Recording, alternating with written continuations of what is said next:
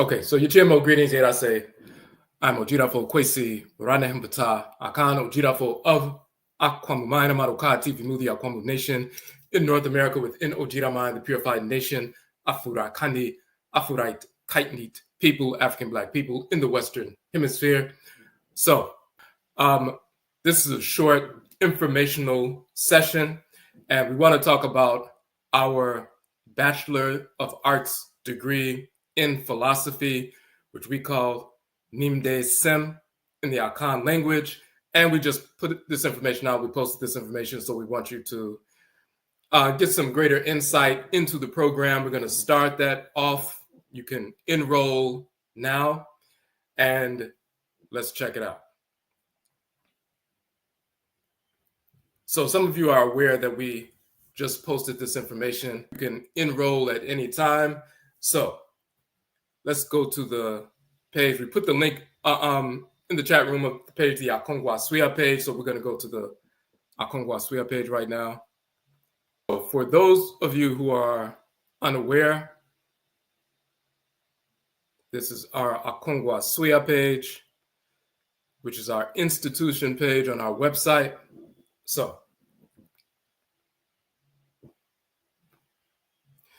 to date, I've published 31 books, actually now 32 because we just released an anthology, which is on this page, which you'll see. Published 31 books, been teaching for over, the first book that I published independently was in December of 12,998, which is 1997. That is the Ubin Sheng, the Ancestral Summons. And since then, I've published 31 books, plus the anthology that I just released back in March. So that makes 32, but that anthology, it comprises 12 of the books that we published with some expanded editions and so forth.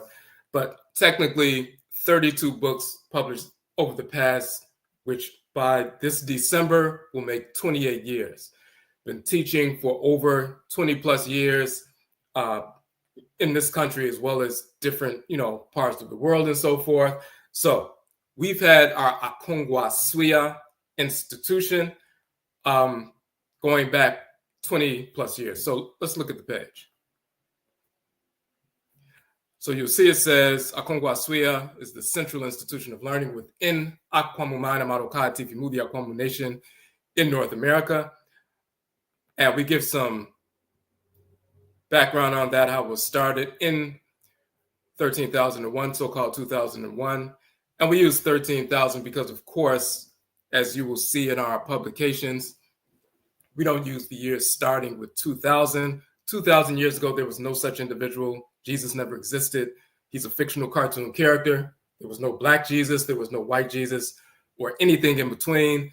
In our book, Kuku Tuntum, The Ancestral Jurisdiction, which you will be studying as part of this degree program, we go into detail proving that Jesus, Muhammad, Abraham, Isaac, Ishmael, Solomon, Sheba, Menelik, David, Moses, Aaron, Buddha, Brahman, Yahweh, Allah, all of these are fictional cartoon characters who never existed in any form whatsoever.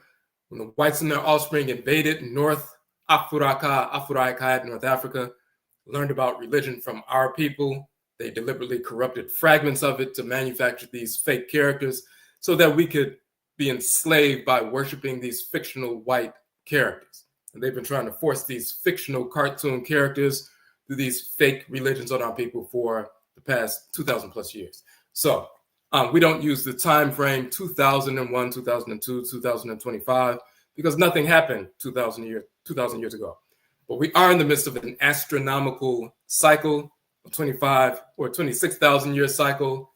And Akan is called the Afuraitkaitnit, the Great Year. Europeans call it the Great Year or the precessional cycle. We're in the midst of that cycle. And since we're in the midst of that 26,000 year cycle, the years begin with 13,000. So this is 13,025. Our year begins at the autumn equinox, the seeding time, the conception time. And then 6 months later, it's the halfway point of the year, which is spring, which is the sprouting time. So some people celebrate the new year in spring. I think sprout, for us, we honor the new year in September at the equinox, September 22nd, 23rd, the first day of fall. That is the conception time. It's the harvest time, but it's also the conception time or the seeding time. And when you plant a seed in the ground, that's conception. And then, things are developing underground, germination, rooting, and so forth. But then sprouting happens 6 months later. That is the halfway point of the year for us. But of course, we don't celebrate the new year in the dead of winter, in the dark, January 1st, the coldest, darkest, deadest time of the year. That's what Europeans do, but that's not natural. That's not nature, and so forth. So when we say 13,001, quote unquote, 2001, we established AKONGUASUA in Chicago. That's where I'm from, and so forth. And we've been having these sessions. We established that institution, and so forth. But over the years, we started teaching our classes just before the quote unquote pandemic hit. About 7 months or 8 months prior to that, we started teaching online courses. So of course we've taught where we would rent out spaces and, teach there as well. But we started doing some online courses. That was in July of 2019, so-called 2019, when we started the online version of the courses. And then a number of months later, the pandemic hit and everybody was online, all the students and so forth, all the schools, when there was the shutdowns and so forth, everybody was on Zoom, studying that way. We started that process prior to that, the July prior to the quote unquote pandemic and all the shutdowns. So we started our Zoom courses, and we go to the AKONGUASUA page, you will see the flyers for the original courses. All of the courses are now available as archives. So let's look at that.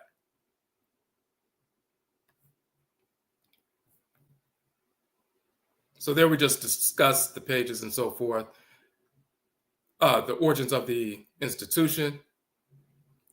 This video is for our newest book, Odwirafo. It's a 600-page book, full color, 8.5 by 11 anthology. So that's what I was just talking about. But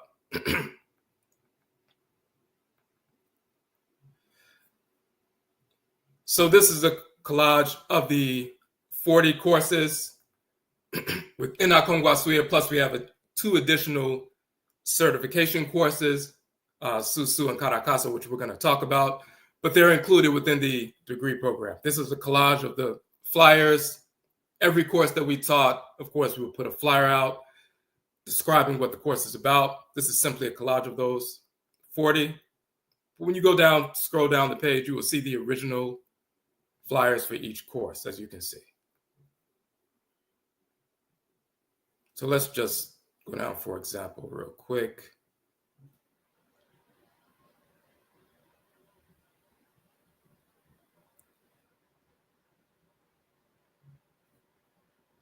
And when you click on the image, the PDF version of the file will show up. So just to give you an example of some of the things you'll be learning. The second book that I published is Kuku Tuntun, The Ancestral Jurisdiction. Published that in 13,002, so-called 2002. This is the book. And in this course called Kuku Tuntun, it was a 6-week online course, and now it's available as an archive, a 6-session course. We examined the book in detail. We talk about the cosmological foundation of creation, the origin of the term Afuraitkaitnit, Afuraitkaitnit, African, and so forth, Afurakani, Afuraitkaitnit, or African ancestral religion, culture, philosophy, and so forth. And then we go into detail about the origin of the fictional character Jesus, Abraham, Isaac, Ishmael, Moses, Aaron, David, Solomon, all these different fictional characters. Also Allah, fictional character, Muhammad, how that fictional character was manufactured, Buddha, Brahman, Yahweh, and so forth. So when we're talking about philosophy, if you go to a 4-year university and you get a degree in philosophy anywhere in the country, you're going to be steeped in Greco-Roman philosophy, Eurocentric philosophy full of misinformation. They'll probably drop a little bit of, Confucianism or some Asian approaches to philosophy, and they'll give you some, a little bit of Hinduism and so forth, a little bit of quote unquote Native Americanism. But, and they may touch on something like some aspect of Zulu culture, something like that, but they're not going to give you real information.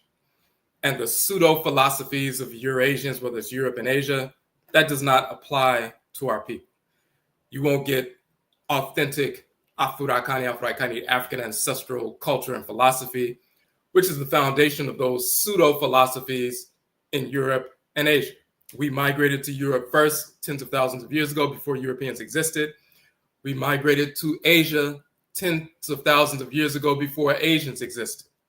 They learned about culture and philosophy, science, and so forth from our people. They corrupted that in their little fragmented corruptions of what they put forward fraudulently as philosophy now. So this is just an aspect of that. So we have philosophy, we have trustery, we have scientific information, a number of different things. So that's just one of the courses.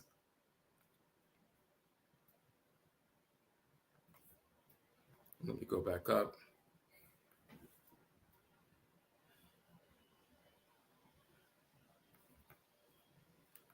Here's another course, the Okra, Nature of the Soul as Deity Governing the Spiritual Head.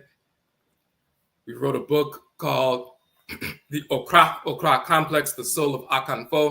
So we're talking about the nature of the soul, the divine consciousness, specifically in Akan philosophy and culture, but in general, Afuraitkaitnit, African ancestral religion and culture across the board. We have the same proper understanding of the nature of the divinity that governs the head of the Black male, Black female, Afurakani male, Afuraitkaitnit female.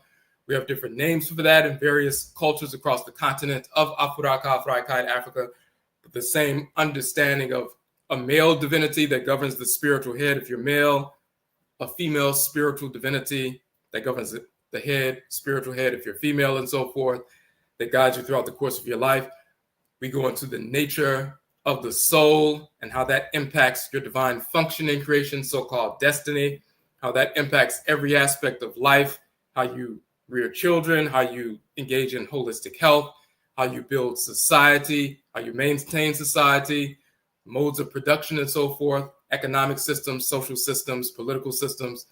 All these different things are founded in our culture, our spiritual, cosmological culture. So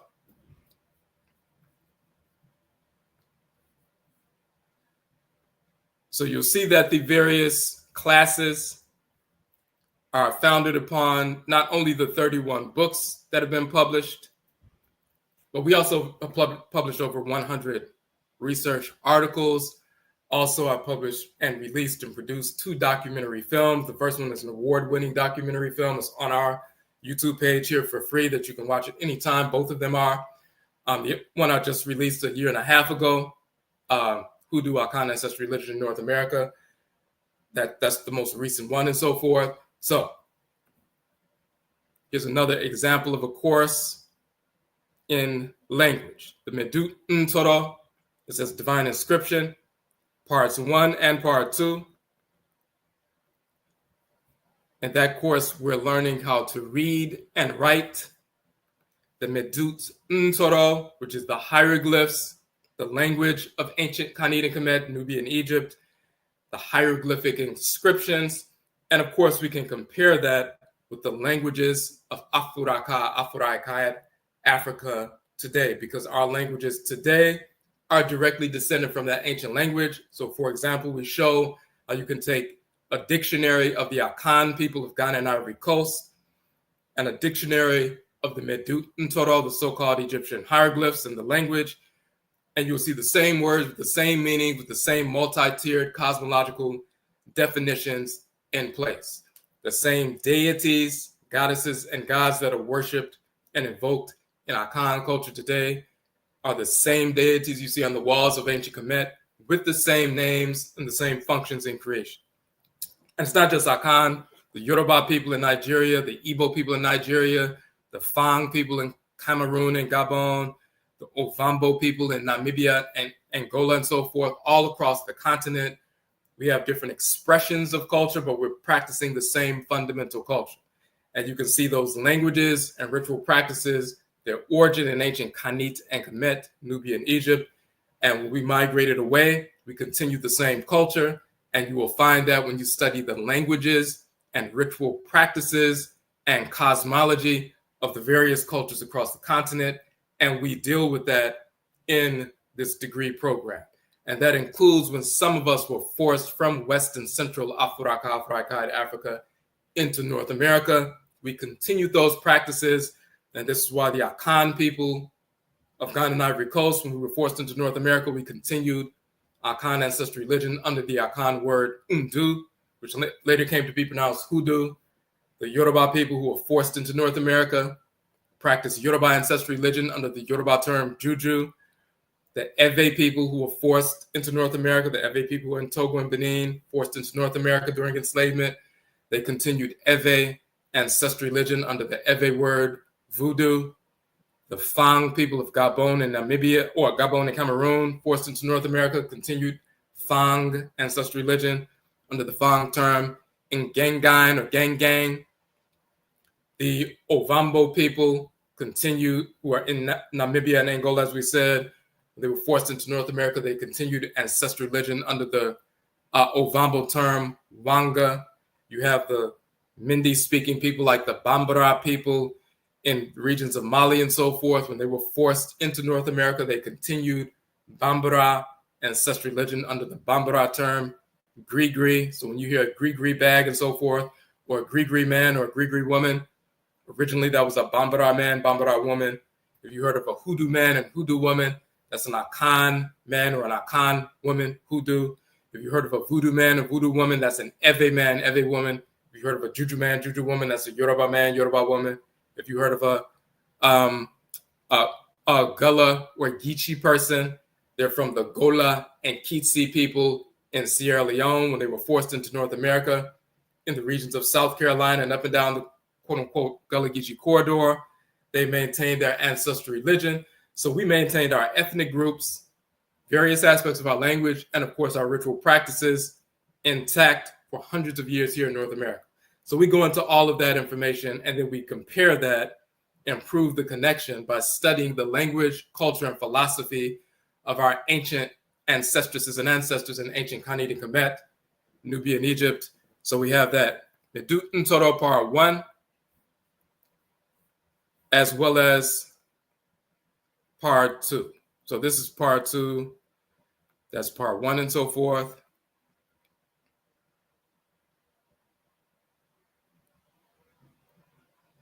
We have Kemetic Cosmology of Creation 101, talking about the origin of creation, the nature of the deities, the forces in creation, the nature of the ancestresses and ancestors, the origin of human beings and so forth, genetically as well as spiritually, all these different things.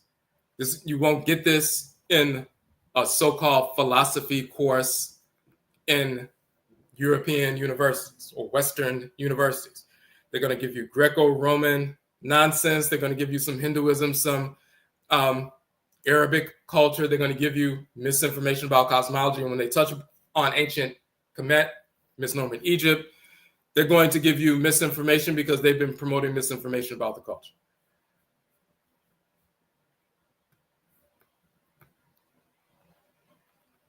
We had a two-part series, Total to Seneb, Bio-Spirituality of the Goddesses.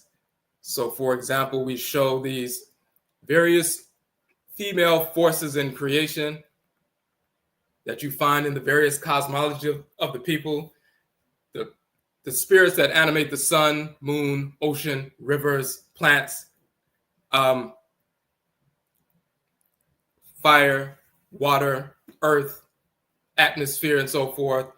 These same forces, just like you need the sun physically to survive. You need the waters of the ocean and the rivers to survive. You need to, the mineral life on earth and the plant life and so forth to survive. You can't survive without that. The spiritual force that animates the sun, the spiritual forces that animate the moon, the spiritual forces that animate earth, animate mineral life, animate the oceans, animate the atmosphere, and so forth. They impact our spirit bodies just like the physical aspects of these features of creation impact on our body. Physical bodies are dependent on that. So when we talk about the feminine forces in creation, not only are they forces that govern different aspects of creation, but they also have physical shrines in the body. So when you see the scorpion divinity, Serket, and you see the scorpion here, and you see the scorpion on her head, you also see that the thoracic cavity and so forth is literally the scorpion on the chest, and it deals with breathing, diaphragmatic breathing and so forth. The thorax is the sacred physical shrine, the sacred quote unquote scorpion in the body. That is the shrine for that spiritual contractive force in creation, who we call Serket. We talk about Nehemawat, dealing with the larynx. We talk about Neith and so forth. So the female divinities that govern different aspects of creation, they also have shrines in the body. The same with the male divinities as well. So we have part 1 and part 2 of that. We have our course, Ankh Kara, Ankh, the origin of the term yoga, Kara Kasa, the origin and nature of the chakra. We wrote a book on that. We're going to show that book. Going into detail about how these terms and concepts came from ancient Khanid and Kemet can be found in the pyramid texts and so forth, thousands of years before anything was happening like that in India. We brought that culture into India. Of course, they will later corrupt different aspects of it and represent it in a different corrupt manner. But we show the actual origin of it and how it's fully embedded in ancestral culture and the Medut and Toro, the hieroglyphic writings of Kemet, thousands of years before it shows up in India.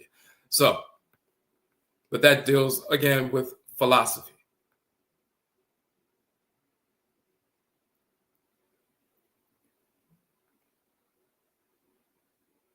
We have our 13-week Afurakani manhood course, and the corollary, which is Obedimasem.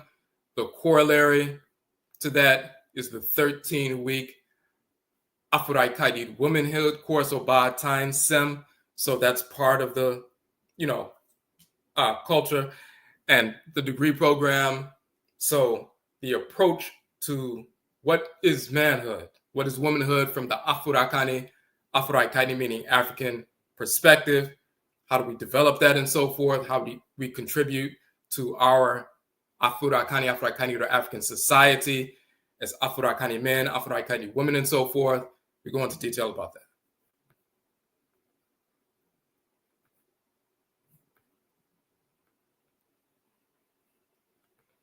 This is the Obatine SEM course taught by our sister Amama T.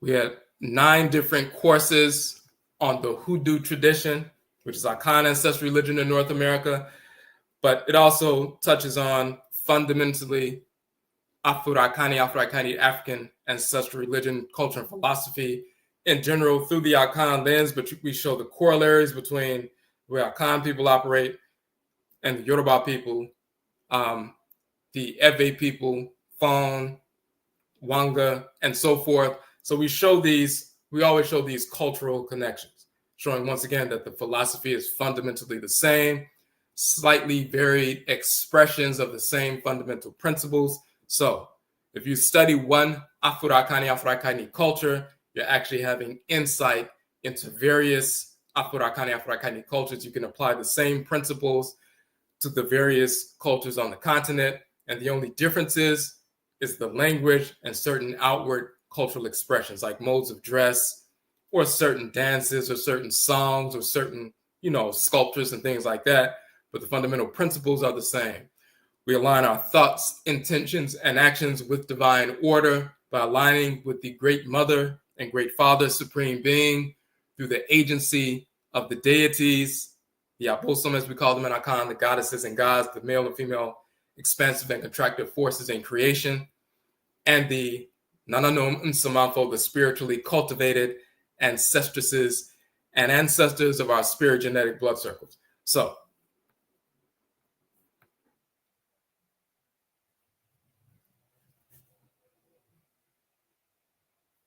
We have the Uben Shang, which is the book we talked about earlier, the very first book I published independently 28 years ago, which started this entire process, talking about things like pouring libation, shrines, ritual song, ritual dance, ritual prayer, ritual chant, ritual meditation, all these various ritual practices, what their utility is and so forth.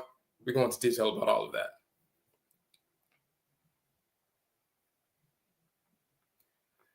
This course, race, etymology, biology, cosmology, and divinity.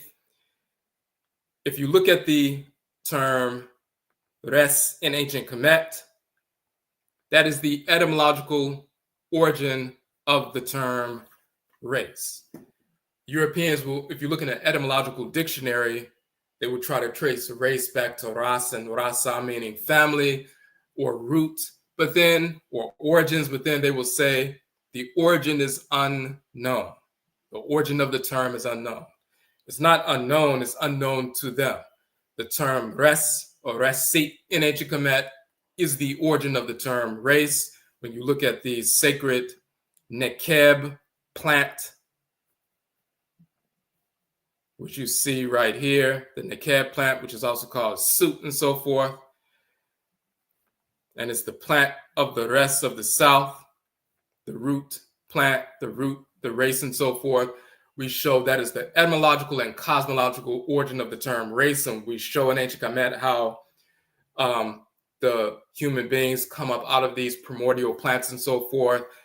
The origin of the term race, the concept of race, how Amen place different individuals in different parts of the earth and so forth. So you'll see the dark-skinned Black people in ancient Kemet, dark brown with Black undertones. And then you see the people who are dark brown with the red undertones in ancient Kanit, Nubia, and so forth. And you see the Black skin and red skin and so forth. And they talk about how different skin colors indicate different dispositions. And that's related to the way that Ra, as well as Ra'at, the creator and creatress, placed different people in different parts of the Earth Mother. And we're talking about Afurakani, Afuraitkaitnit people, African Black people, different parts of the Earth Mother, different skin colors, carrying a different energy complex, and therefore affecting your character in a different way in your spiritual disposition. And then we also talk about how the whites and their offspring, a small percentage of people separated from the larger group, moved into northern Eurasia, got caught up in the Ice Age and so forth, became depigmented, and that autoimmune disorder, vitiligo, which strips your melanin from your body, that's a genetic mutation that has nothing to do with adapting to the climate of Eurasia at all. It has to do with an autoimmune disorder, no different than vitiligo, or the genetic mutation of albinism. The whites and their offspring are just a group of individuals who've been passing down a genetic mutation similar to albinism, which they will call albinoidism, and vitiligo. They're just perpetuating a disease state. They're descendants of a diseased genetic mutant group. That's all it is. It's not natural selection. It's not evolution. It's not them evolving because they had an advantage living in the cold climate and vitamin D. That's pure nonsense. So we go into detail about that. But race is not a social construct. That's pure stupidity. Race is a term that our people created. We prove that conclusively. And then we show the cosmology in the texts of ancient Kemet to show that show the difference between us as Afurakani, Afuraitkaitnit people, African Black people, and all other non-Black individuals on earth. There's a difference between us physically. There's a difference between us spiritually. So you're never going to get that in a degree program dealing with philosophy in any university, because they don't teach that. They're not even aware of that. Even the Egyptologists are not aware of that. We had to prove that, and we've proven that. Amaniye, nationism, the purification of nationalism. So we're talking about nation building restoration rooted in ancestral religious values, as opposed to people talking about nationalism rooted in European, approaches to socialism or capitalism or scientific socialism or secular nationalism. We don't approach nation building by studying Europeans. or studying Asians like Mao Zedong and so forth. We have our own approaches to nation building rooted in our ancestral religious values, not rooted in pseudo religious values of the whites and their offspring, or atheism or secularism, or different aspects of nationalism that's born of Black people studying the misinformed approach to life put forward by Eurasians. So we have our own approach to nation building. This is what the Almanier course deals with. And we have 3 different publications, books, volumes, journals that address that, which you'll be studying.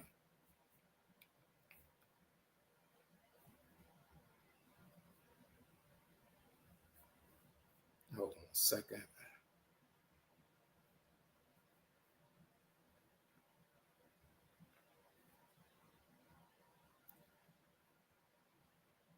Okay.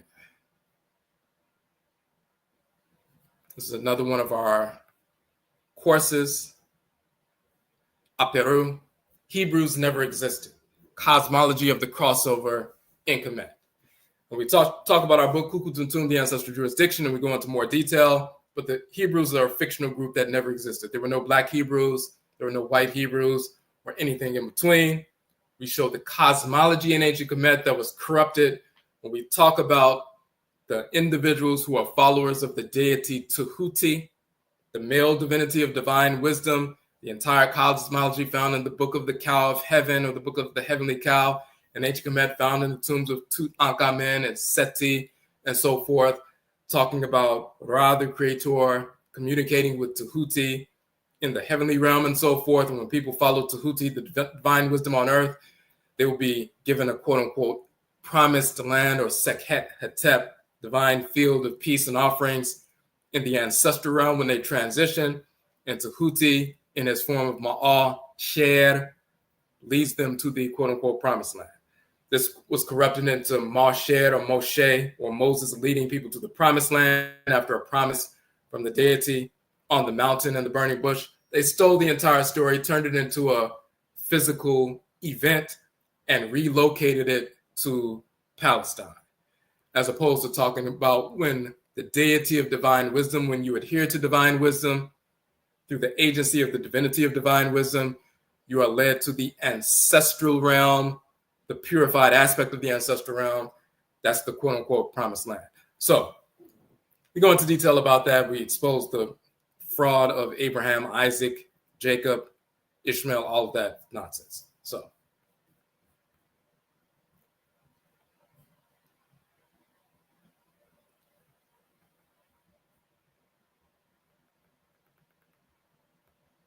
in NIMDEESEM, authentic numerology of the Akradin bosom, the deities,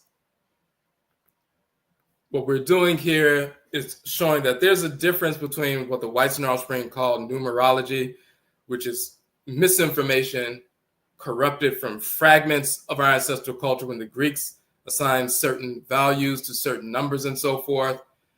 They invaded ancient Kanini Kemet in 332 so-called BCE. They were there for a few hundred years until the Romans came and took over from the Greeks and so forth. And the Romans were in Kemet for about 600 years. And then the Arabs took over from the Romans, and the Arabs have been there ever since and so forth. So when you look at Greek and Roman and Arabic and so-called Jewish, but even that is manufactured, their approaches to numerology, we can trace it back to their corruptions of our culture and philosophy in ancient Kemet. There are numbers associated with specific deities. You find that in ancient Kanini Kemet. And these deities, of course, are forces in creation, the shaping factors of creation and so forth. You find that in the Akan tradition as well. So we show these 11 divinities. We show the numbers associated with these deities. The same deities in the Akan culture are the same deities in ancient Kemet. So we show what the original numerology actually is. It's not a separate science. It's just part of the overall ancestral tradition.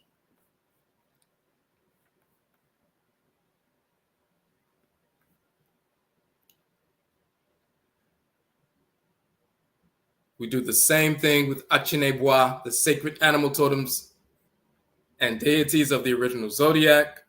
So you'll see that the ram-headed divinity Baneb Jedet was corrupted into Aries. You will see The sacred bull of Ptah men was corrupted into Taurus. You'll see Shu and Tefnut, the male and female twin divinities, were corrupted into Gemini and made into two males.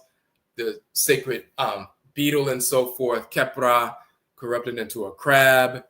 The Shesep and Ankh, misnomer Sphinx, was corrupted into, Leo and so forth. The scales of Ma'at, female divinity of divine law and balance, sacred symbol as a scale, that became Libra. Serket, we talked about the scorpion goddess, becomes, Scorpio. So we go into detail about the original animal totems, Achinebois, of the original zodiac, and the actual deities governing different aspects of creation that are original, that the Greeks and others stole from H. Kemet, corrupted, and then put forth this false astrology that people are dealing with now.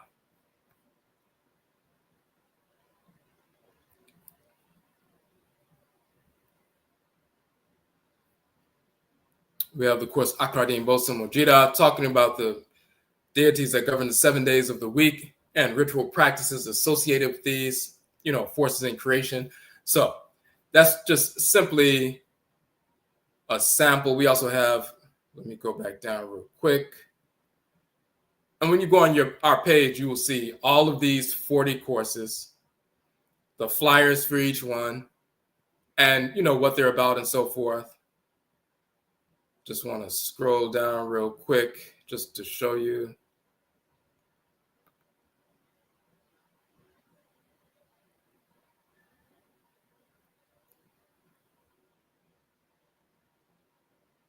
The Anidaho course. We talk about cosmology, culture, philosophy, and how it was corrupted by people stealing different aspects of the culture. So we're going to get a little bit more into that. Ab is ritual celibacy and cyclical fasting for alignment. Very important course. We have the hoodoo courses and so forth. We also have the Baiti Seneb, cosmology of divine twin flame marriage. So we show that, for example, the different marriages of the deities in ancient Kemet, like Amen and Amenet. Amen is the great father in creation. Amenet is the great mother. They comprise and come together as two halves of the divine whole called the Supreme Being. So Ra is the creator of the universe. Ra'et is the creatress. They are grandchildren of the Supreme Being. So you have the Supreme Being, the great mother and great father, Amen and Amenet. And they direct their life force energy, Ra and Ra'et, to go out and create the universe. Just like you're a being and you have life force energy surging through you. If you're an Afurakani man, African black man, you're an emanation of the great God, Amen. If you're an Afuraitkaitnit woman, African black woman, you're an emanation of the great mother divinity, Amenet. You're the great being, and the life force energy surging through you that you send to your arms and legs and so forth to generate power, to operate. That life force energy is your Ra force if you're a male, your Ra'et force if you're a female and so forth. That's the same energy used to procreate and so forth. So you as the great being, Amen and Amenet, direct your Ra force or your Ra'et force to create. So Amen and Amenet, the Supreme Being, direct the creator and creatress, Ra and Ra'et, to go out and create the universe. So you see Amen and Amenet and their union and how they function and govern creation. When you see Ra and Ra'et, the creator and creatress, their union and how they operate with regard to bringing fire and light and vitality and life force energy to all created entities in creation. When you see Asar and Aset, Set and Nebuhet, Shu and Tefnut, Kepra and Kepri, the various marriages of the divinities show you how the forces in nature interact, like the sun, moon, oceans, rivers, earth, sky, all these different things. But it also gives insight into the different aspects of our relationships and how we bond with one another as Afurakani men, Afuraitkaitnit women, and so forth.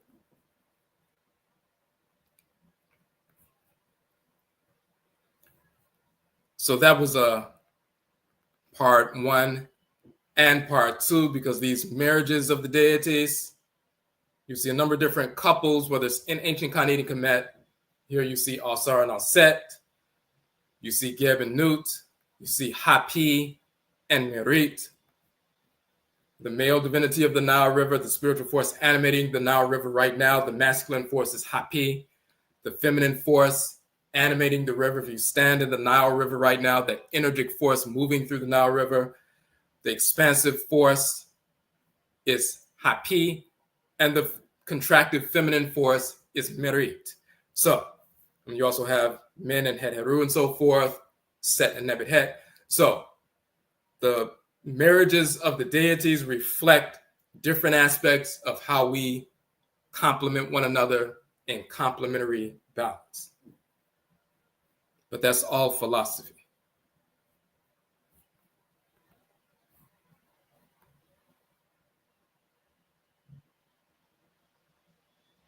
Honam Su.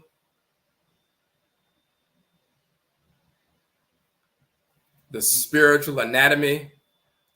Just like you have different organs that regulate different parts of your body, you have different spiritual organs that make up your spirit body and so forth. We show the different components of the spiritual anatomy. In ancient Canadian Kemet, it's the Ba, Ka, Aku, Ab, Hati, Sahu, Kahibit, Sau. And these same aspects of the spiritual anatomy, these quote unquote spiritual organs that make up the spirit body, they have the same names and same functions in the Akan language and culture of Ghana and Ivory Coast and in the Hoodoo tradition in North America. The same names that they have in ancient Canadian Kemet, they have in the Akan language as well, just proving it's the same culture. So it's very important to understand your spiritual anatomy, just like it's important to understand your physical anatomy. So, and we can also show the same aspects of the spiritual anatomy by these names in ancient Kemet. If you look in the Yoruba culture, in Yoruba language, they have their own names for these same aspects of the spiritual anatomy. If you look at the Fang culture of Gabon and Cameroon, they have their names for these same spiritual organs and so forth. Every culture understands the spiritual anatomy. Just like every culture has its own name for the physical heart, the lungs, the brain, the spleen, the pancreas, and so forth. They just have, names in their language for that. But they know what those organs are and what their functions are in the body and how they interact with one another. And if they're out of sync, how you need to repair them through surgery or through medicine and so forth to get back in sync with one another. Well, our spiritual organs, they work together. They have specific functions. Those functions are, interdependent upon one another and so forth. When we get out of balance spiritually, we engage in ritual practices to get back in alignment spiritually. Every group on the continent of Afuraitkaitnit, when we were forced into North America, we have a proper understanding of these spiritual organs. Each group has its own name based on their language, but we're talking about the same spiritual organs and the same spiritual anatomy. And of course, that governs how you not only align yourself spiritually and, developmental wise, but when you connect with your complement, bring children into the world, connect with other families, Afurakani, Afuraitkaitnit people, of course, only building villages, building society, building nations as Afurakani, Afuraitkaitnit people, African Black people, and so forth. All of that impacts the way we operate, building economies and so forth. Of course, we have various Hoodoo courses, and we have a two-part course, Dubako, Akradi, and Bosom, showing that the solar, lunar, and planetary bodies that impact the natural cycles of Earth are governed by male and female expansive and contractive forces, male and female abosom or divinities and so forth. And we go into detail about that, and we show the cultural commonality across Afurakani, Afuraitkaitnit cultures. So when you look at, that's 40 courses that we put forward. We also have included within that the Susu Meditation Instructor Certification course and Karakasa, which is part 2 of that course. And let me quickly go over to that just so you can see. The Susu course and the Karakasa course are separate, but they're part of they began as separate, but they're part of the degree program. So when you see this on the SUSU page, Meditation Instructor Certification. So we've been practicing SUSU or meditation for over 30 years. We first published on and began teaching SUSU, the Akan term for meditation, 20 years ago. So we've been at that for 20 years. And last year, we decided to have a certification course so that people can be certified as instructors, meaning they can go into schools, they can go into places of employment, they can go into cultural organizations, human services organizations, when people have sessions for their employees or for students or for clients and so forth, where they have someone come in, conduct a 15-minute or 20-minute or 30-minute or hour, meditation session and question and answer. For schools, they employ that at the beginning of the day very often, in the morning and afternoon, to help reshape the focus of the students so they can be more focused when they're studying. When people are working in human services organizations and they have groups for example, women in women's shelters, they're trying to get them housing and get them back on track, or they were in domestic violence situations and they're going through therapy, but they'll bring someone in once a week or once a month to conduct a meditation session to help them refocus, rebalance their hormones and so forth. Certain health organizations will, they may be doing breastfeeding for women, or different, health organizations, agencies and so forth. They will bring people out to help their clients. When you deal with meditation, that helps to rebalance hormones, reduce stress, reduce anxiety, assist with weight loss, a number of different things. So they bring people out to conduct sessions. So we give a certification. So you can be certified, a 4-week course, and you can do this within the degree program or even outside of the degree program. If you just want to take the 4-week course, become, certified within 4 weeks, and you can use that credential to go out, and people typically pay between $100, $200, or $300 for you to come out and conduct one of those sessions with their group therapy session. The therapist may have a group where they're people who are formerly, involved in alcoholism or drug addiction or a gambling addiction or domestic violence or whatever it is. They have weekly groups and so forth, or daily. They'll have somebody come out once a week to conduct a session to help, rebalance people. Or employers will have people come out. They have sessions for their employees. They have seminars for their employees. They started off with a short meditation session of 15, 20 minutes. They bring you out, pay you $100, $200 to conduct that. So once you have that credential, and you can get that by taking our course, you have that certificate that satisfies the funding sources, and you can go out and become an entrepreneur and start generating funds like that.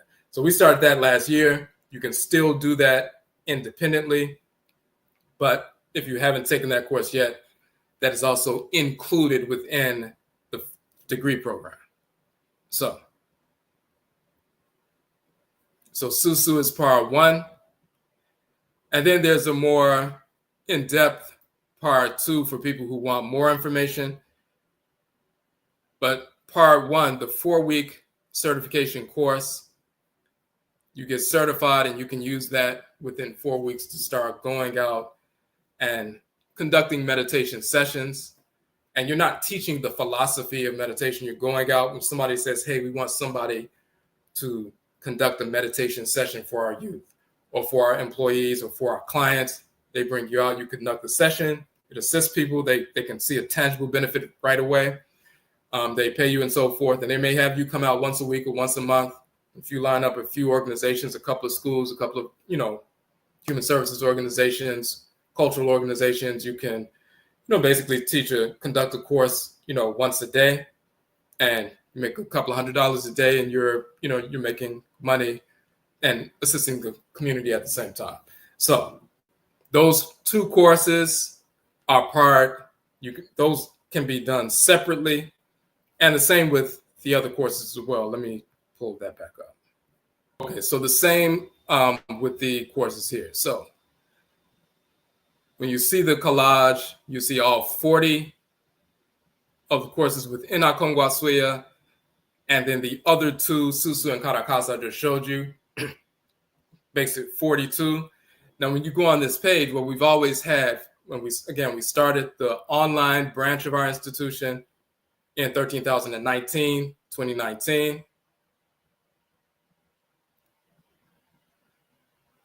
All right. We started the online branch of the institution in 2019.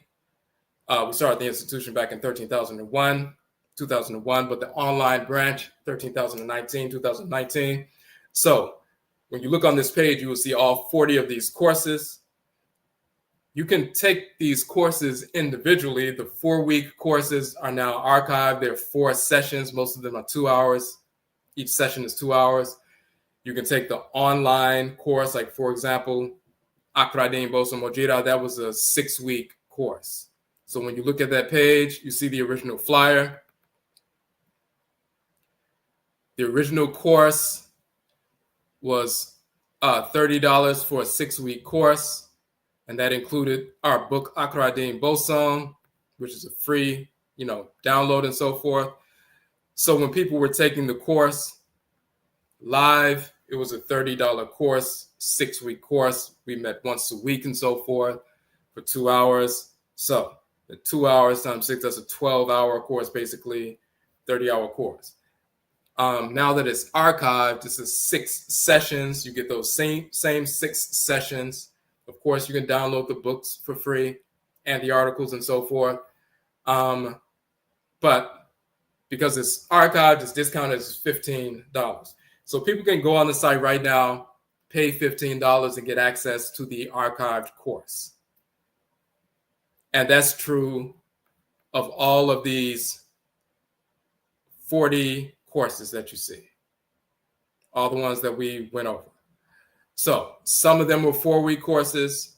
Some of them were 6-week courses. So the 4-week courses are $10 each, archived. The 6-week courses are $15 each and so forth. We have a couple of them that were 7 weeks, like this course here was a 7-week course. And then, of course, the manhood course and womanhood course were 13 weeks. And we went over 16 different books and so forth. So we have that. Same thing with the meditation instructor certification courses. You can go on the website, access that. We teach that and so forth and do it that way. But in addition to that, we decided, we had planned to do this for a number of years, but we had to reach a certain number of courses. Now that we have 40 courses plus the 2 certification courses, which is 42, now we have the entire body of work where we can offer the degree program. So this is our publications page, the Nhoma page. Nhoma means book or publication.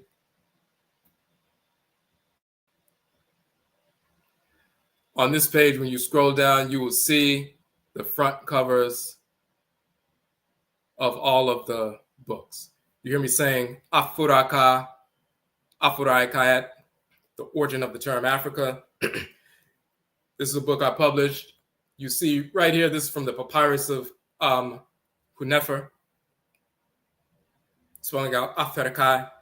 This is from the Temple of Paraka, or Philae in ancient Kemet, really on the border of Kemet and Kanit, Nubian Kemet and so forth. We visited that temple when we went to Kemet. This is an image from that. That's Afurakani and so forth. So we show and prove conclusively that the term Africa comes from Afurakani, Afuraitkaitnit, the land Ka of Afura, the land of the Creator, the land Ka'et of Afurait, the land of the Creatress. It's the male and female term, original term for Africa. The land of the Creator, the land of the Creatress, divine land. And we are Afurakani people, children of Afura and Afurayat, which are titles of Ra and Ra, the Creator and Creatress. So that's one of the many books, but you see that all of the books, when you click on the page, either the book itself will download or it'll take you to another page, and you'll see the book and so forth. So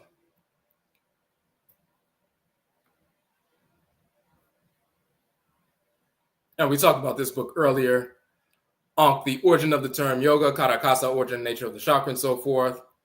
One of the more popular books when people saw that and found out that the terms yoga and chakra come from, yoke comes from yunk in Proto-Indo-European, but yunk comes from a form of the word Ankh. This is the Ankh in ancient Kemet, the symbol of life. Another spelling of Ankh in ancient Kemet in the pyramid text is yonk, and this is where they get yonk and yoke in Proto-Indo-European and later European languages. And kra is a term in ancient Kemet talking about a circular shrine, and that became kakra or chakra in India, but they stole those terms from our ancestral language and cosmology and the culture associated with them. So on this page, you will see all of the 31 books I've published.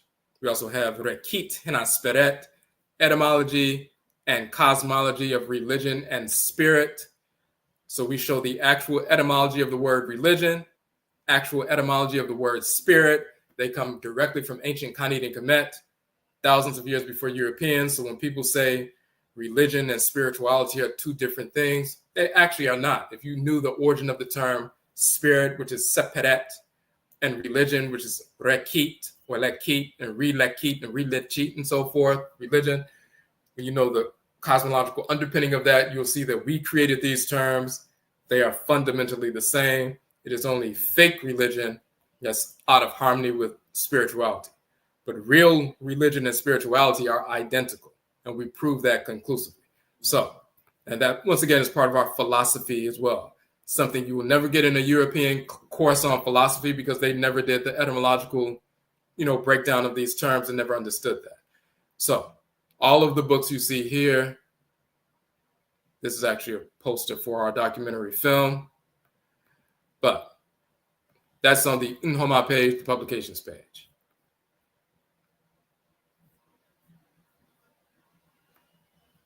But to go back,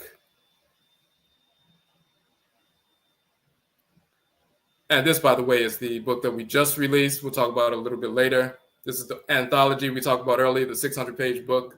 That's a compilation of 12 of our books, 12 of the 31 books you just saw. But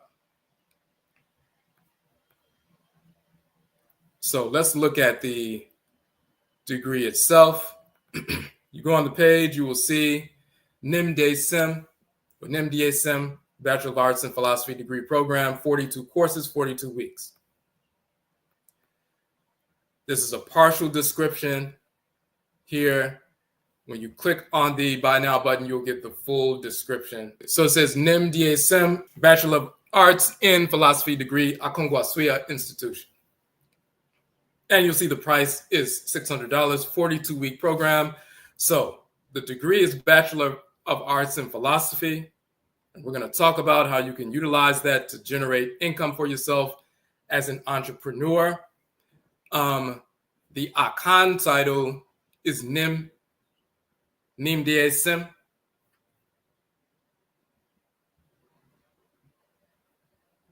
Let me expand that a little bit for you.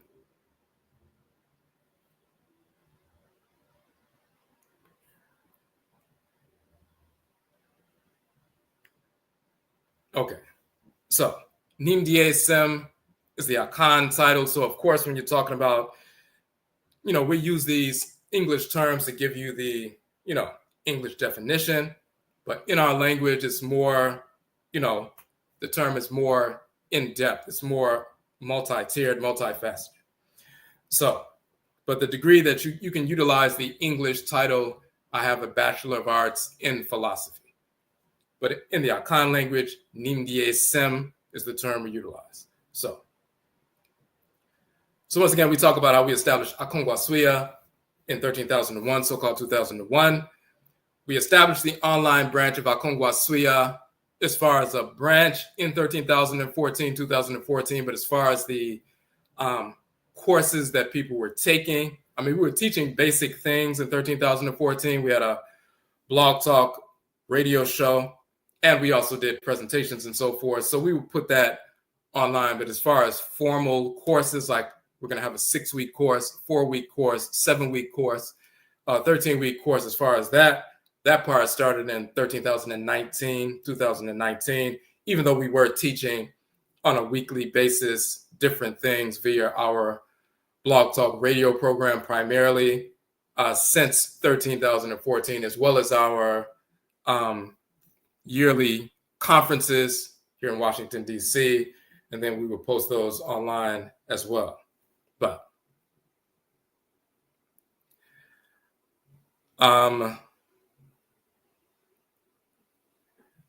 so we had done a broadcast, 11 years ago called Nanasom University and AKONGUASUA Dine, and that broadcast we were talking about establishing the degree program, but we had to put these things in place first. So in actuality, this is basically a 28-year process, starting from the first book that's published, all 31 books being published, 2 documentary films being published, establishing, curating, formulating, curating, and teaching these 42 courses, having the impact from the community, seeing that impact over the years, traveling around the country and outside of the country, teaching these things over the course of a couple of decades. And now we can put forward an evidence-based approach. So we said after years of curating it and evidence-based research and development, we reached that number in 2025. We have a total of 42 courses, which are the 40 courses of AKONGUASUA plus the 2 certification courses, reflect the 42 assessors of Ma'at, which are 42 divinities, the 42 Sepatu, which is the sacred, division of ancient Kemet into 42 regions of the country and so forth, the 42 days of the Akan sacred ritual calendar cycle, Adadria 9. So our 42 courses in total comprise our program, wherein upon completion, one receives a Bachelor of Arts in Philosophy. Now, if you Google a Bachelor's of Arts BA in Philosophy, typically requires around 40 courses to complete, totaling 120 credits. This includes major courses, around 11, supporting courses, 0 to 2, and elective courses, 12 to 14. Other institutions might have slightly different course requirements, but the general range of 40 courses for a BA in philosophy remains consistent. When we were putting together these courses, we were going along with what we knew the people needed. We've published a number of books over the past 28 years, specific things that our people need that cover every aspect of Afuraitkaitnit life, individually, culturally, spiritually, and also how we interact with non-Black individuals and institutions in the places where we find ourselves here in America and around the world and so forth. We need a cohesive structure and approach to life. So we published these various books over the past 28 years. We've put forth these courses and tested this information out and been around the country doing that over the past, 28 plus years and so forth, and specifically in detail with the online courses, formally since 2019. So we ended up with those 40 courses plus the 2 certification courses.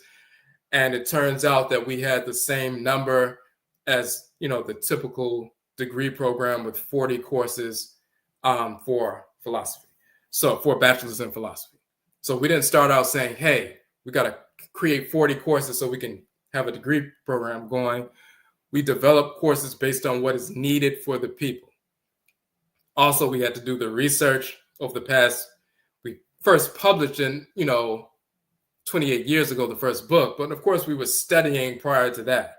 So we were putting out information that our people needed to know. We also had to clear up misinformation and published it, and also articles and so forth, but then we also had to start the coursework. And as we reached out and, put together things that people needed, youth as well as adults, it turns out that it, coalesced into a group of 42 courses. And that was achieved, a number of months ago, the final piece and so forth, completed and tested. And so now we have the capacity to put forward a very strong, really the strongest, course in philosophy, a BA or bachelor's degree in philosophy that can be compared to any other institution. Now, so 42 courses in total comprise our program, wherein upon completion, one receives a Bachelor of Arts in philosophy. Now,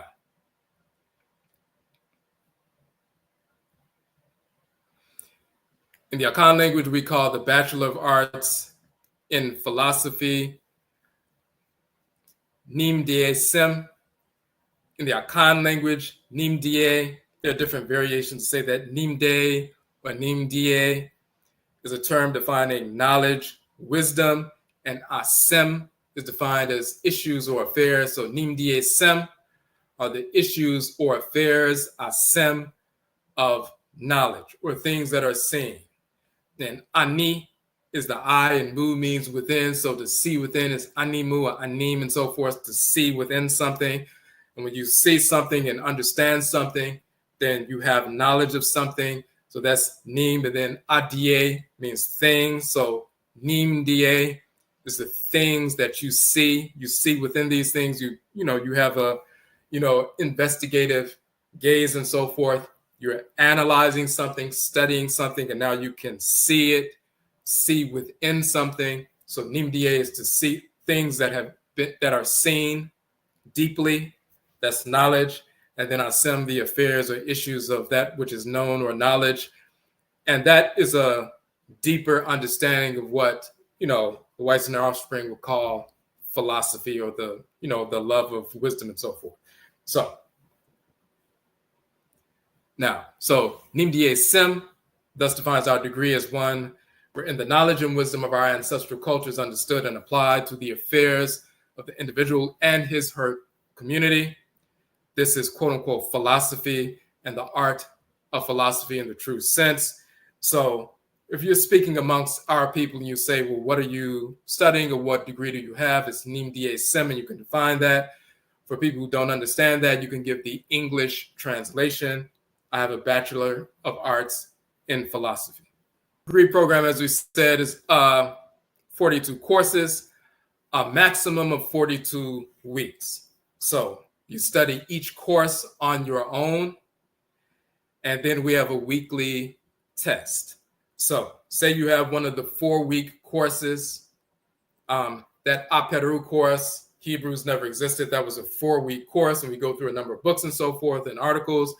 It was a 4-week course, 4 sessions of about 2 hours or more. Those 4 sessions are archived. So when you sign up for the course, you have access, unlimited access to the archives. You study that 4-week course, which are those 4 sessions. And when you've studied them and you're ready, then we set up the session to test, to make sure you understand everything that took place in the course. And then we go like that. If there's a 6-week course, you study all those 6 sessions and you read the books and everything associated with them and so forth. When you're ready, then we have a weekly test, and it includes a question and answer. It's not just a test. The main thing is, of course, you need to memorize things and so forth, but the main thing is that you understand these principles. You understand the philosophy, because you will be teaching this to adults as well as youth. You need to understand our culture philosophy. So it's a test, but it's also question and answer. So that's how we go about it. So on a weekly basis, a maximum of 42 weeks, you need to, complete the session or complete it within 42 weeks. Some courses you may want to test 2 courses within the week. So if there's a 4-week course that you studied and another 4-week course, so you listen to all 8 sessions, you're ready to test 2, like Hoodoo part 2, the second Hoodoo course, and part 3, 2 4-week courses and so forth. You may want to, probably 5 and 6. Those 2 are 4-week courses. So say you did Hoodoo part 5, the Intang course, and Hoodoo part 6, the Nkom course. Each one of those are 4 weeks. If you feel like testing both of them in the same week, you can do so. We're not going to test more than 2 courses in a week, though. We're not going to be like, well, I studied 7 courses, so let's do 7 tests this week. The max will be 2 because you really need to understand. So, but if you just did 1 course a week, it will be 42 weeks. But if some of those weeks you decided you wanted to do 2 courses in a week, usually it will be the 4-week courses you can do, then we can test 2, but that would be the maximum. So the minimum is a 21-week session where you basically would do 2 courses per week, testing 2 courses per week. You go through all the information in both of those courses, you test both of them, and then if you decided you want to go that pace, 2 courses per week, then that is the minimum. So you will be finished in 21 weeks, which is basically, around 5 months. You will be finished with the entire program. Most people would either go the full 42 weeks or maybe, 30 weeks and so forth. They maybe go a little bit over 6 months. It just depends on the person. Some will prefer the 42 weeks full. Some will want to do it in 21 weeks and anything in between. So basically that's how it goes. You go through the course. When you're ready, that week we test and also question and answer. You complete that test, then you go to the next course the following week. 1 or 2 courses do the same thing, test, pass that until you get through the entire piece. When you get through the entire piece, you will have read, of course, all 31 of the books. Plus, we have a number of articles associated with that and additional information. So you'll have access to that. Plus, we have a number of videos on our website where we go into detail about various aspects of these things as well. But that's all included in the courses. Now, we said here, for those of you who have already been certified via our institution as a Susu instructor, the meditation instructor certification, you already know, as we just said, that certification empowers you to conduct meditation sessions and be paid to do so. So some people are already doing that. They took the 4-week Susu course. They are meditation instructors. And let me just show you real quickly. So when we're talking about the certification, here is for those who have already gone through Susu, the meditation instructor certification course, or will go through that, this is what we're talking about. So this is the certification that people receive. So your name will be here. That's the certification you received. So if you took the Susu course in 4 weeks, got certified, and received the certificate, and then you can use this certificate, this proof of your certification, to go and get paid to conduct these meditation sessions in different places and so forth. That's what we're talking about. All right. So we just let people know, if you're already a Susu instructor, you have that certification, you can use that certification to start, engaging in entrepreneurial activity immediately. In a similar fashion, with the NIMDEESEM, or a Bachelor of Arts in Philosophy degree through AKONGUASUA, you will be credentialed to teach, just as someone does with a degree in philosophy history from any college or university. So you have a bachelor's degree, you can teach. The way we do this, we develop our own, body of organizations, institutions, a pathway where you can utilize the degree that you have to generate income, but also you're impacting the community at the same time. So we said this includes hosting your own sessions at schools, community centers, places of employment, also various organizations, businesses, schools, human services agencies, and so forth. They have speakers come out for these different events. So let's scroll down to that real quick. Entrepreneurship, paid opportunities available with degree. Now, just like certain schools will, you're going through a degree program, and when you're about to finish, they may give you an internship or give you suggestions or place you in certain organizations, or, give good word for you at different organizations to assist you. So when you get out of college, you can get a job based on your degree.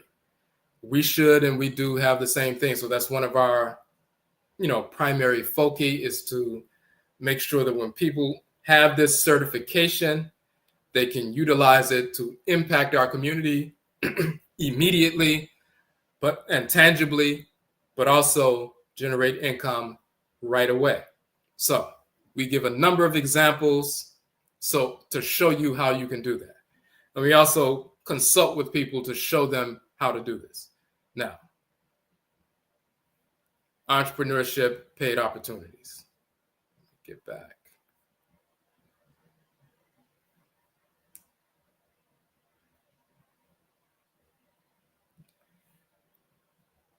So we say here, having spent over a decade in the field of behavioral health, which I did, and working with community organizations, we've identified multiple opportunities within human services agencies and organizations, cultural institutions, schools, and more to serve the community and be compensated from funds already set aside for that purpose. Give you some examples of what we have done and showed other people how to do. And certain things that many people would not even consider, but this happens and is done every single day. AA, Alcoholics Anonymous groups, circles. There are small groups, circles that meet in most neighborhoods and agencies. They have funds set aside for people to sit with the group and share their cultural knowledge to inspire participants to be resilient and overcome their addictions. It can be a one-time presentation to a group or may develop into a monthly appearance or weekly. They typically pay a credentialed speaker from $100 to $300 per session. Narcotics Anonymous, same as above. So what do we mean by that? In every city, there are agencies where people, they go check into either facility or they're outpatient. They may be court order or whatever, or they just, they went to the hospital. They got referred and so forth by their social worker or whatever it is. They're part of an Alcohol Anonymous program or a Narcotics Anonymous program or even gambling addiction, whatever it is. And they meet with their therapist, but they also have group sessions. So outside of meeting with the therapist or going, if they have to go for, mental health services or medication management or something, or meeting with a psychologist or psychiatrist, but they also have group sessions, typically weekly, sometimes, bi-weekly, sometimes more than once in a week, but they sit around in a circle or they meet and they're with their therapist or their case manager, social worker. They're talking about their different experiences and they're sharing and so forth. This is what they do on a weekly basis. Those organizations have a budget and set aside, or certain appropriations within the budget are to bring out speakers periodically to sit with that group. So you have the group, you have the social worker or therapist, and they meet on a regular basis. And they say, okay, this week we have a special guest who's going to sit with us and share with us some information that can benefit you. And they have money set aside, and they're always looking for someone who can come in, teach them something that people can receive. They'll be inspired by it. It will enhance their well-being, their resilience, and so forth. It will, motivate them and so forth. So they bring someone in talking about our culture, our philosophy, changes their entire mindset, their entire focus from being self-destructive or, depressed or feeling anxiety and so forth. It changes their entire focus. So they bring you in, you talk about our culture, our philosophy, our approach to life and so forth. And we have different things within our books, including the NIMDEESEM Whole Life Journal is one of the books that you'll be studying. And it deals with these different things. Our ancestral religious practices, our priestesses and priests, those are the original therapists. Even the word therapy comes from the ancient Kemetic term therap or cherap and cherapit, a male and female priest and priestess class. And cherapit became therapy and therapy and so forth. But that's a class of priest or priestess. And the priests and priestesses, including the root workers and root doctors in the Hoodoo tradition, those are the original therapists. And that's part of our ancestral cultural philosophy. So they bring people out. They'll invite you out. You come and sit down with the group. They're having their regular discussion, but then they bring you out and you can inject, information they've never heard before that's, transformative. They're always mind blown by the things we have to say about our ancient culture and contemporary ancestral culture and so forth. and they can say, man, my grandmother used to say things like that, or I heard about Black people established civilization. We had started math and science and medicine and engineering and so forth, a number of different things. So that motivates them, inspires them. But the key is they have money set aside. They bring speakers to their groups every single week because you have a credential. They're looking for someone with a credential. Sometimes they just do it by word of mouth, and whoever is powerful, they let them come out. But typically, if they have a budget and there are funds appropriated for that purpose to bring a speaker out, they need to see that the person has some kind of credential. And when you can show them, yes, I have a bachelor's degree in philosophy from an institution, I have a credential to teach, all they need to see is the certificate. Once they see it, they can cut you that check. So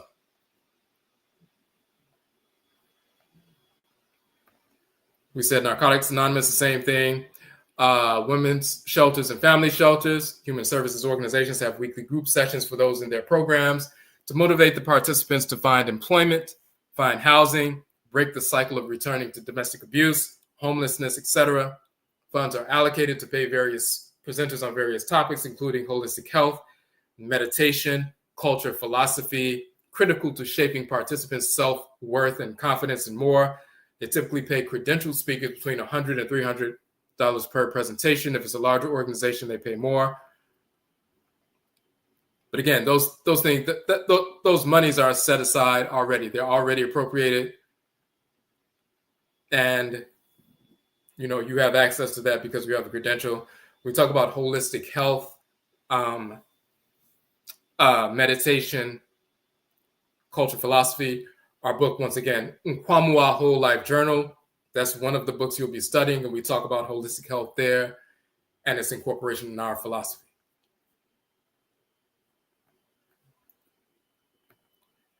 Now, employer cultural events and calendars.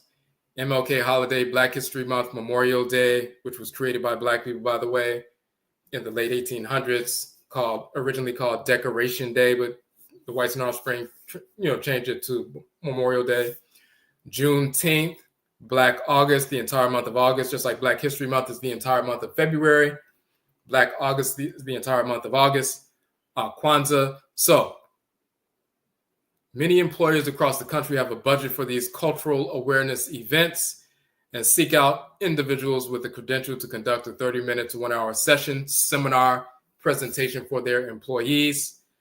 They typically pay credentialed speakers from $100 to $500 for a presentation, depending upon the size of the company. So, all over the country, this is done by employers.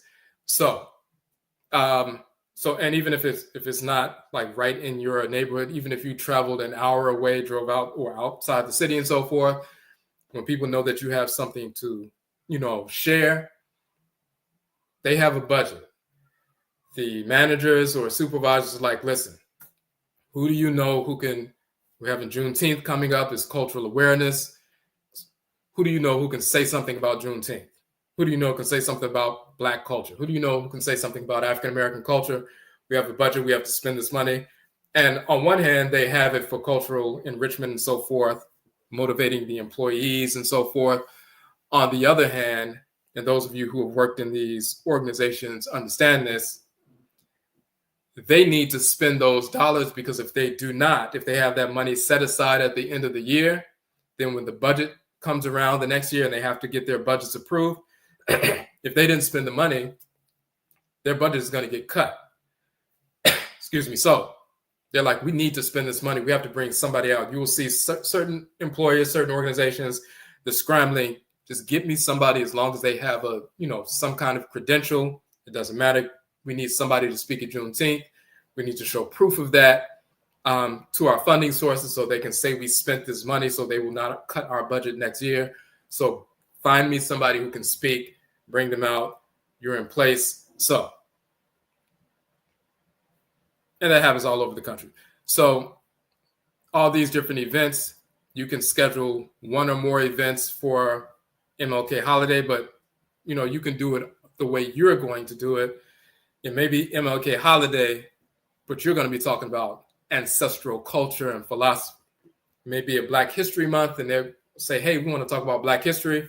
Well, ancient Kanini Kemet or the Akan tradition, Yoruba, Hoodoo, and so forth, these are all part of Black history as well. So you can do it the way you want to do it. Memorial Day was originally called Decoration Day.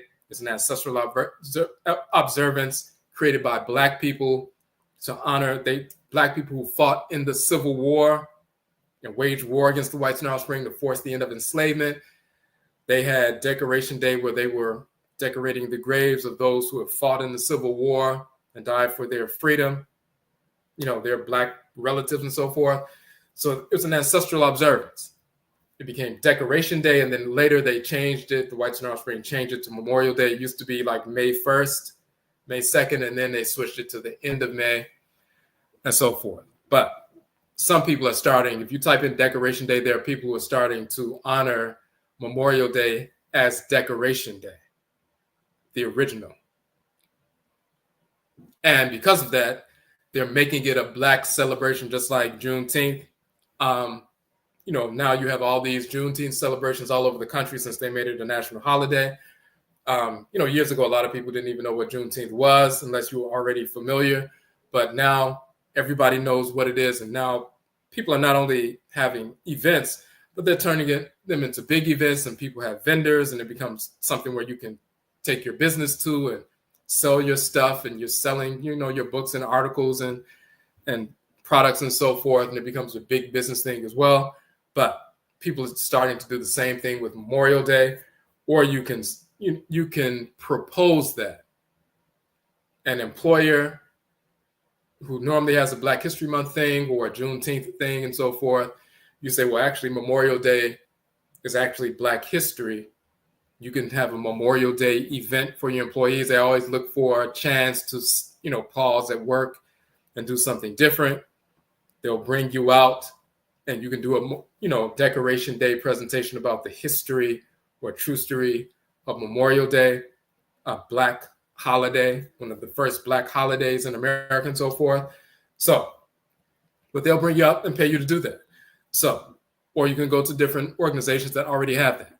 Juneteenth, there are many Juneteenth celebrations all over the country, schools, businesses, cultural organizations, and so forth. Same thing with Black August. You can find different organizations around the country who participate in that.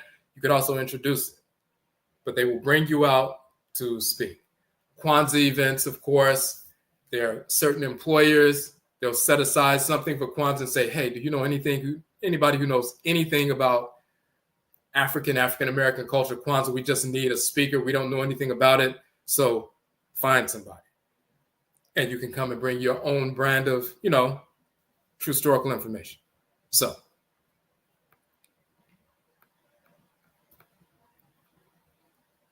And once again, they, $100 to $500, typically that's how much they pay.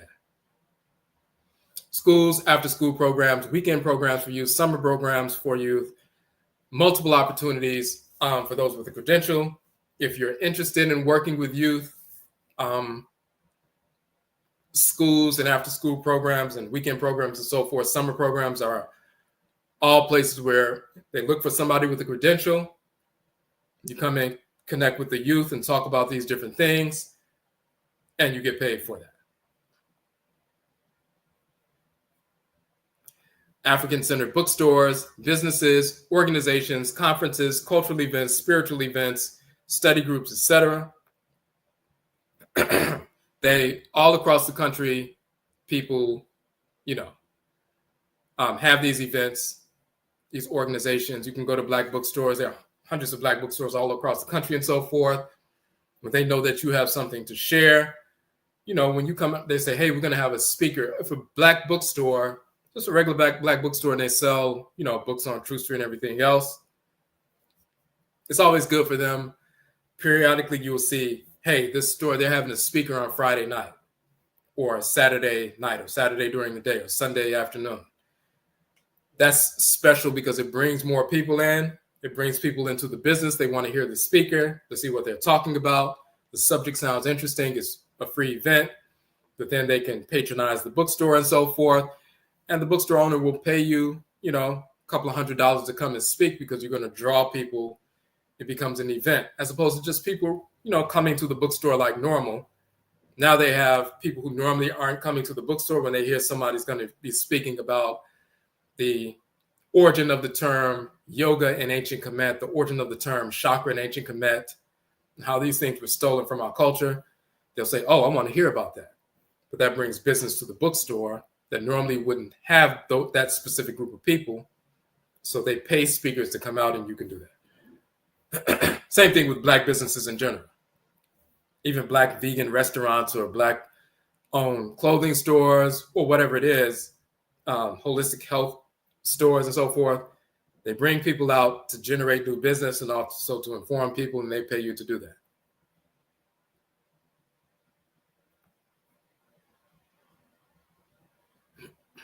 So, and then you also have the ability and the option to host your own events. So you can give it, you can pay up to, say you pay up $50 to $100 to, rent out a community meeting room or conference space, or, a Black business will set aside their space to host an event for 2 or 3 hours, and you have an event, you advertise it, let people know we're going to be speaking on this. People come out to the event, they hear you present and so forth. You could have something set aside, like say you ordered some books, some of the books that you're talking about, you could order them wholesale. You can have those books on the table and people can buy them from you. You can generate money that way and so forth. You can have something on a weekly or bi-weekly basis or monthly basis where people come out and, learn about the culture and so forth. You can conduct a meditation session. You can even charge for a meditation session if you want. There are different ways where you can just rent out a space, host an event. You may have some vegan food there or some Black-owned vegan restaurant where they have, juices and things like that where people can come and purchase and you generate money that way. Teach a meditation session, however you want to do it. But you can host your own events, generate funds that way, or you can be paid to speak at various events. The registration fee is $600. There's a payment plan option when you check out. So you can break that up into 4 interest-free installment payments of $150. So the first payment is $150. And then they stagger it out as the Afterpay option. Afterpay is similar to our firm. So, when you check out, if you buy flights and things like that, or like on Amazon, you have the option to choose a firm where you can pay over time. So you click that at checkout, so you don't pay the whole thing up front. So either way, whether you paid the whole thing up front here or you chose Afterpay as the option, when you check out, you will see the Afterpay option. And in fact, let me show you that real quick. So when you click it here,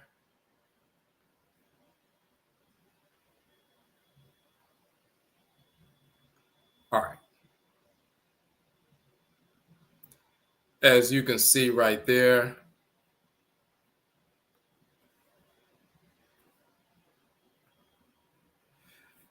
if you click Afterpay, 4 interest-free installments of $150.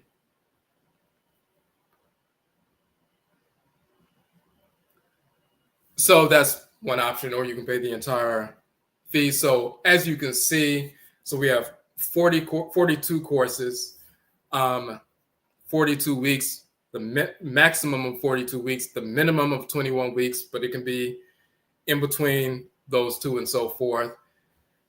Within the first couple of events that you book, whether it's a Juneteenth event or a Black History Month event or a Kwanzaa event, or going to some school or place of employment or human services organization, the first couple of ones, 2 or 3, if you get paid $200 per event, you will have received your tuition back. You would have made that $600 back, and then from then on, everything else is, you're profiting from that, but you're profiting in 2 ways. You're profiting because of course, you get compensated, but you're also benefiting the community. What they learn about through NIMDEESEM Whole Life Journal. This is one of the books within the Susu meditation instructor certification course, but also within our, degree program. And we've used this book with youth as well as adults for years, even going back, nearly, 15 years ago. Not only does it talk about melanin, the chemical in our body that gives us our color, and trustery and things like that. For example, when we talk about holistic health, and we introduce that concept that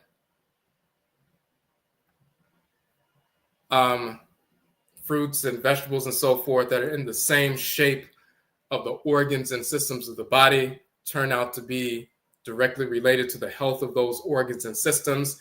So when you look at walnuts, for example, they're in the same shape of the brain with the two hemispheres and so forth. When we look at the fact that they have these alpha 3 and 6, these omega-3 and 6 linoleic acids and so forth that are specifically brain food, basically. They're necessary for the high functioning of the brain, to the extent that some people will take a handful of walnuts before a test so they can be mentally more acute. Their awareness can be more acute and so forth. Walnuts are brain food, and they're in the same shape of the brain. And there are a number of different foods and so forth, and we go into detail about it scientifically as well as, culturally. But that in and of itself, when we've shared that with youth and adults, that blows their mind at that point. Because number one, they can look at fruits and vegetables like seeds or nuts and so forth. Instead of taking pills to make them feel better or energy and so forth, they use the seeds and the nuts. Those are the original pills that we took from nature, and we took those pills. And they have all kinds of benefits for the various organs and systems of our bodies. There's a direct relationship to plant life and mineral life and our physical bodies. It's a sacred, balanced relationship. That's part of our culture. It's part of our cosmology. So that transforms the way people think. They see a connection to nature now, to plant life now, to mineral life now. That's a connection to Afurakani, Afuraitkaitnit ancestral culture.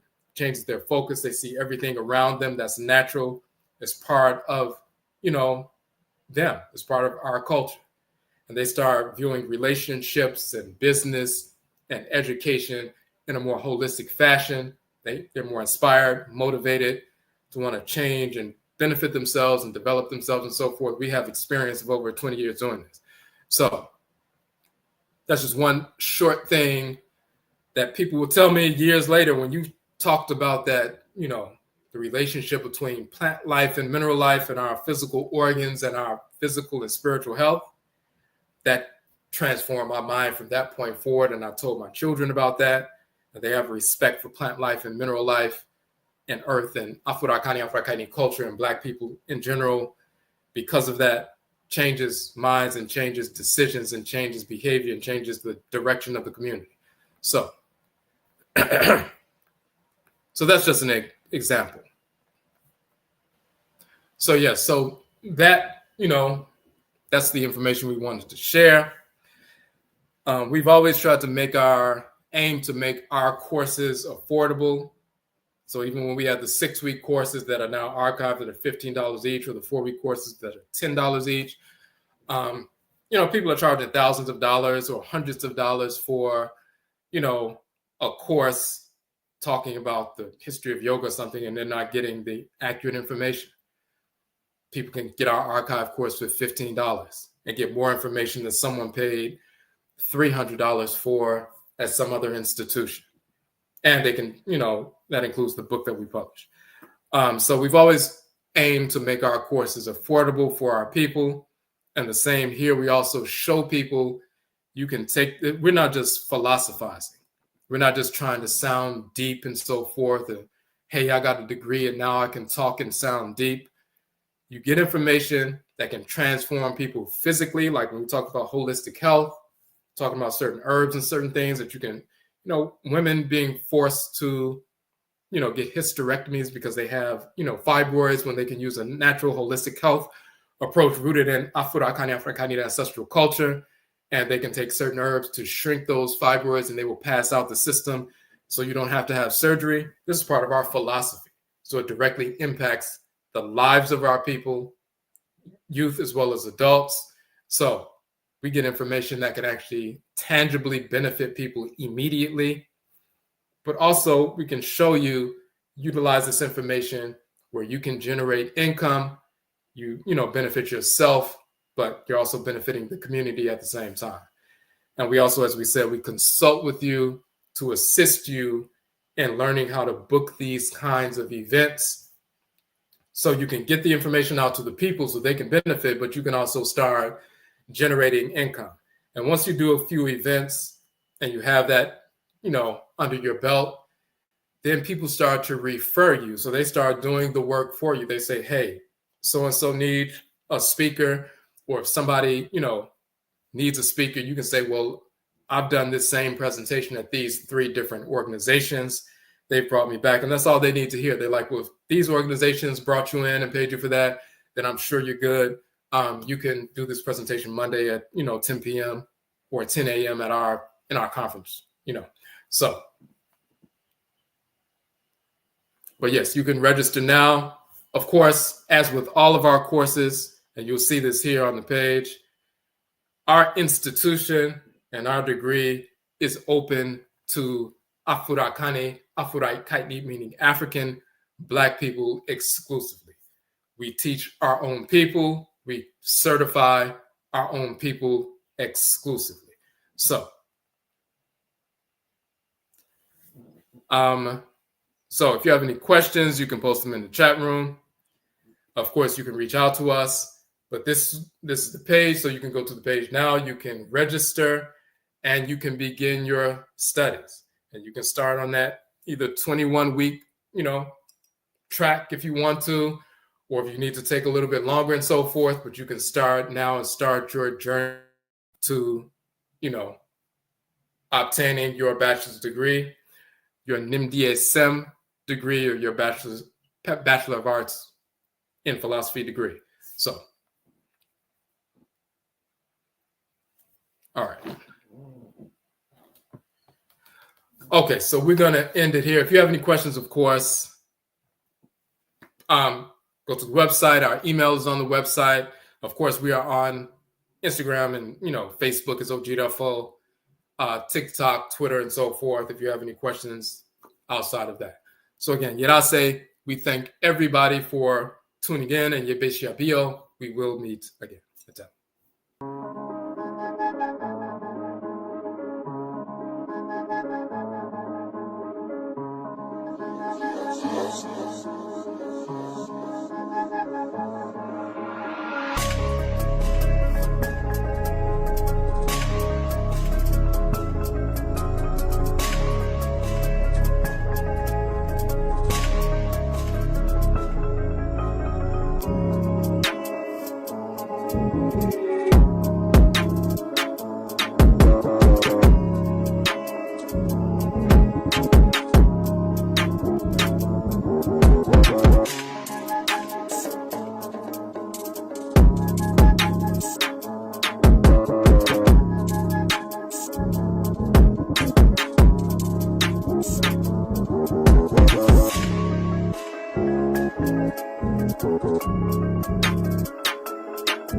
Thank you.